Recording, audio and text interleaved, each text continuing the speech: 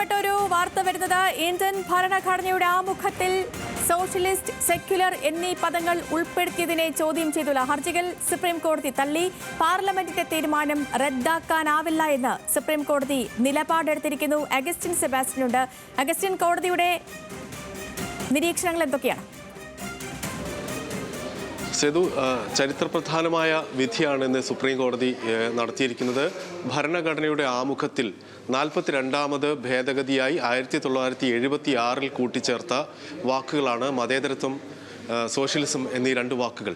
ഇത് ഒഴിവാക്കണമെന്ന ആവശ്യം നേരത്തെ തന്നെ പലതരത്തിൽ BJP അല്ലെങ്കിൽ രാജ്യത്തെ വലതുപക്ഷ ഹിന്ദുത്വ പാർട്ടികളൊക്കെ തന്നെയും മതേതരത്വം, സോഷ്യലിസം എന്നീ വാക്കുകൾ ഇന്ത്യൻ ഭരണഘടനയുടെ ആമുഖത്തിൽ നിന്ന് എടുത്തു കളയണമെന്ന ആവശ്യം നിരന്തരമായി രാഷ്ട്രീയമായി ഉന്നയിച്ചിരുന്നു. ഇപ്പോഴതിൻ്റെ നിയമപരമായൊരു യുദ്ധമാണിപ്പോൾ, അതിൻ്റെ പരിസമാപ്തിയാണിപ്പോൾ നടന്നിട്ടുള്ളത്.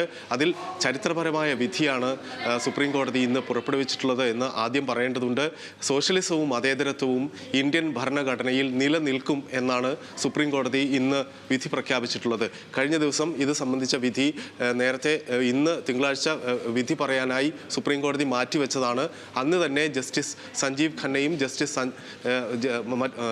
രണ്ടുപേരടങ്ങുന്ന ജസ്റ്റിസ് സഞ്ജീവ് ഖന്നയുടെ ബെഞ്ച് ഇത് സംബന്ധിച്ച സുപ്രധാനമായ നിരീക്ഷണങ്ങൾ നടത്തിയത് നമ്മൾ നേരത്തെ റിപ്പോർട്ട് ചെയ്തിരുന്നു. അതായത് സോഷ്യലിസം എന്ന വാക്ക് ഇന്ത്യൻ ഭരണഘടനയുടെ പ്രിയാമ്പിളിലുള്ള വാക്ക്, അതിനെ മറ്റ് തരത്തിലുള്ള മറ്റ് രാഷ്ട്രങ്ങളിലെ സോഷ്യലിസ്റ്റ് സങ്കല്പങ്ങളായി കരുതേണ്ടതില്ല. അത് ഒരു ക്ഷേമരാഷ്ട്ര സങ്കല്പമായി കരുതിയാൽ മതി. അങ്ങനൊരു വാക്കുള്ളത് കൊണ്ട് ഇന്ത്യയുടെ നിലവിലുള്ള സംവിധാനത്തിനെ അത് ഏതെങ്കിലും തരത്തിൽ നെഗറ്റീവായി ബാധിക്കുന്നില്ല. അത് നാം എല്ലാവരും തന്നെ ഇവിടുത്തെ സ്വകാര്യ മേഖലയും പൊതുമേഖലയും ഒരുമിച്ച് മുന്നോട്ട് പോകുന്ന, അതിൻ്റെ ഗുണഫലങ്ങൾ അനുഭവിക്കുന്ന ആളുകളാണ്. അത്തരത്തിലുള്ള സോഷ്യലിസം എന്ന് പറയുന്ന സങ്കല്പത്തെ ഇന്ത്യൻ രീതിയിൽ ഒരു ക്ഷേമരാഷ്ട്ര സങ്കല്പമായി കണ്ടാൽ മതി എന്ന് നേരത്തെ തന്നെ ഇതിൻ്റെ വിധി പ്രഖ്യാപിക്കുന്നതിന് തൊട്ടു മുമ്പ് ചീഫ് ജസ്റ്റിസ് ഇത് സംബന്ധിച്ച പരാമർശങ്ങൾ നടത്തിയിരുന്നു. ഒപ്പം തന്നെ മതേതരത്വം എന്ന വാക്ക് ഇന്ത്യൻ ഭരണഘടനയുടെ സുപ്രധാനമായൊരു ഘടകമാണ്. അതും അങ്ങനെ ആ നിരീക്ഷണവും നടത്തിയതിനു പിന്നാലെ ഇന്ന് വിധി പറയാൻ മാറ്റിവെക്കുകയും തിങ്കളാഴ്ച ഇന്ന് അത് സംബന്ധിച്ച വിധി പ്രഖ്യാപിക്കുകയും ചെയ്തു.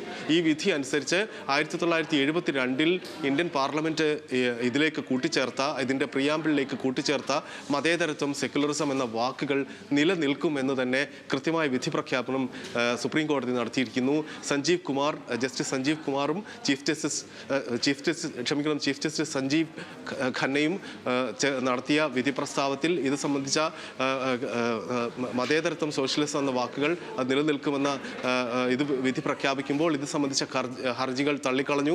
നേരത്തെ ഈ ഹർജികൾ വിശാല ബെഞ്ചിന് വിടണമെന്ന ആവശ്യം നേരത്തെ ഈ ഹർജി പരിഗണിക്കുന്ന സമയത്ത് തന്നെ സുപ്രീം കോടതി ഒരു നിർണായകമായ ചോദ്യം ചോദിച്ചിരുന്നു. ഇന്ത്യ ഒരു മതേതരമാകാൻ നിങ്ങൾ ആഗ്രഹിക്കുന്നില്ലേ എന്നൊരു ചോദ്യം തന്നെ ചോദിച്ചിരുന്നു സുപ്രീം കോടതി.